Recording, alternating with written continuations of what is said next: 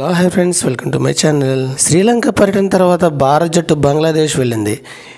ఈ టూర్లో భాగంగా టీమిండియా ఆతిథ్య బంగ్లాదేశ్తో 3 మ్యాచ్ల టెస్ట్ సిరీస్ ఆడనుంది. అయితే ఈ సిరీస్కు ముందు బీసీసీఐ ఓ కీలక నిర్ణయం తీసుకున్నట్లు తెలుస్తుంది.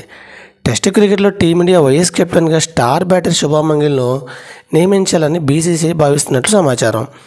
ఇప్పటికే టీ20లకు వన్డేలో భారత్ జట్టు వైఎస్ కెప్టెన్గా పగ్గాలు అందుకున్న గిల్కు బీసీసీఐ అప్పగించినట్లు సంగతి తెలిసిందే.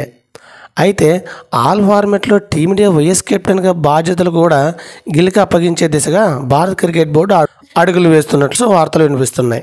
ఈ క్రమంలో టెస్ట్లో భారత్ వైఎస్ కెప్టెన్గా ఉన్న స్పీడ్ స్టార్ జస్ప్రీత్ బుమ్రా తప్పించి గిల్ను రోహిత్ శర్మ డిప్యూటీగా నియమించాలని బోర్డు భావిస్తుంది. ఇక శ్రీలంకతో టీ20 సిరీస్ నుండి భారత్ వైటే బాల్ వైపు కెప్టెన్ గిల్ ప్రయాణం ప్రారంభం కానుంది.